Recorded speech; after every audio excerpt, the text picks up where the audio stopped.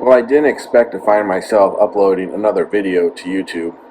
Due to the censorship, shadow banning, and all manner of deplatforming on social media, I chose to delete my Facebook, Twitter, and take down my videos on YouTube. However, I believe it's true, the title and theme of this video, that evil prospers when good men remain silent. So in wake of that, this is my personal account of how I was hypnotized unethically, which prevented me from seeing a good friend and love interest, and instead made to live in a Filipino care home, two of them, which resembled DDD soft torture techniques, with staff who targeted white people.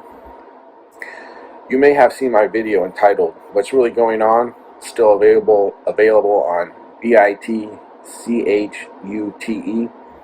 with some of my other videos I had previously removed from YouTube.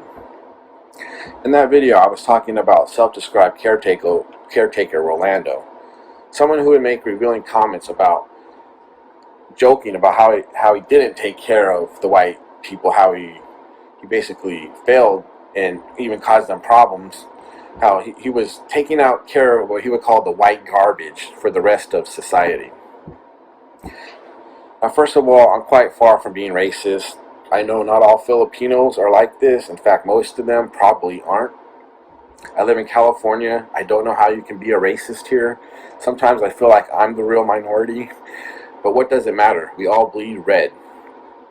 So I call them spicapinos not out of prejudice, but because I recognize the foulness of a group whose size and full is unknown to me, of Philippine-born immigrants who came to America to run communistic-like care homes, at least some of which resemble Debility, Dependency, and Dread Chinese soft torture techniques. I'll talk more about that later in the video. And they target white people because of the color of their skin. To reiterate that, Philippine-born immigrants who came to America to run communistic care homes, at least some of which resemble Debility, Dependency, and Dread Chinese soft torture techniques, and target white people because of the color of their skin. If that's not despicable and much, much more, I don't know what is. Once again, the theme of this video is evil prospers when good people remain silent. So I'm going to call it like I see it. At Rolando's Spicapino care home, I slept on a broken box spring, with bloodstains on the flip side of the mattress. I was also denied a critical medication 3 months in a row. Rolando said the pharmacist had a doctor's note which said I needed to come off one of my medications. I talked to my doctor thereafter, who said that taking that medication with another one like it was okay. There was never a note from my actual doctor. Evil prospers when good people remain silent. So I filed a complaint with the pharmacy board, which resulted in nothing being done. They said they couldn't find a doctor's note. But duh, there was never a legitimate note. It sounds like the investigators didn't even understand the nature of my complaint. So no remedial action was ever taken against Rolando and associates at BGX Pharmacy in Stockton. Another Spicapino boarding care home, the owner Nellen made an example out of me, rating the fuck out of me, screaming in my ear, for stating true facts about problems with the facility when I was asked by state licensing inspectors. For example, not only was the refrigerator not cold, from the day I moved in the toilet seat was missing. I would take cleaning wipes I purchased and wipe the bowl rim clean from all the grime and nastiness before using it. Nellen had a new toilet seat sitting in plain view for a week and didn't replace it. Something to do with a lesson for someone else living there? Also, someone was pissing in the sink. So I told this to state licensing inspectors, who came to the house without any request from me, as nothing was being done about it after complaining to the board and care staff. Later, in a weekly group meeting, I was made an example out of and evicted. Part of making an example out of me is to reinforce fear residents have about speaking out about their living conditions. Evil prospers when good people remain silent. So previously I had made a complaint about Rolando's hellhole to this agency that is supposed to handle hard cases of unfit care facilities. About a month or so later, I get a call from a state licensor. I knew him from a previous encounter at another facility, and he was another Filipino who told me he wasn't going to do anything about Rolando's harassment. You see, he said he was friends with Rolando, and that what was being done to me was malice, and that he was in on it. So right there, another fox guarding the henhouse.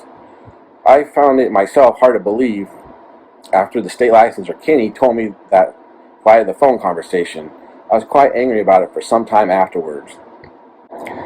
So just a quick reference with Biderman's chart of coercion, and we find elements of DDD soft torture present in the care homes. Isolation, separated from a beloved friend. Monopolization of perception. The room is hot and smelly, and loud noise is abundant. Humiliation and degradation. The sink smelled of piss, and nothing would be done about it. Also missing toilet seat. Exhaustion, lack of restful sleep from broken bed. Threats, don't talk to state licensing inspectors. Demonstrating omnipotence, yelling in my ear from the side while I was facing forward. The place was like a communist dystopia come to life. This all started back in a group care home called Pine Manor at the time I was living there. Every week I was adamant to show up for a group which Shayne Maniti was usually one of the facilitators. Shayne, who was my last caseworker before I up and left the whole county mental health program, was a Filipino-born high school graduate who married before coming to the U.S. to work as a licensed psychiatric technician in Stockton, California. What did Shayne do to cause my life to be a living hell? The one thing she did when she hypnotized me to not go see a dear friend of mine. I remember her instructions were to not go over to this girlfriend's house unless my friend texted me asking me to come over, to just be there for her, and she would let me know when. I didn't know I was hypnotized. I had to figure it out later, after a long time spent agonizing, not understanding the true nature of the situation. I was already confused about some things, and I was easily led astray by someone I thought was looking out for my best interests.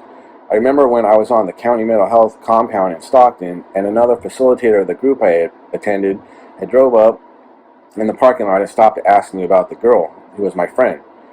I told her, I still text her, still holding to the belief to just be there for her, that she would let me know when. I remember this worker telling me I was hypnotized, but at the time I couldn't for the life of me understand what she was talking about. How I figured out I was hypnotized was I took a hard look at some of the oddities in my behavior. After receiving these instructions from my caseworker, Shayne, I never once rode my bike over to my friend's house again. I kept thinking I had to wait for permission. The reality is different because a good friend of mine had previously invited me to come over to celebrate the 4th of July with her, and I had full intention of going. Later my friend asked what happened, why I never came over. I couldn't understand why she was asking me that. I was still waiting for her text to let me know she was ready. Although once I walked across town to try seeing her, I never took my bike. And when I would go out riding my bike, I would always stop to text my friend, never understanding that in her mind I had stood her up. One time on a phone call, I would have to call the office, and then Shayne would call me back from a private number. I was highly distraught and complaining about horrid living conditions to her at the boarding care I was in, and she told me something that she'll probably regret saying now. Shayne had suggested I put on my headphones to block the noises and curl up in a ball on my bed as in using distraction techniques.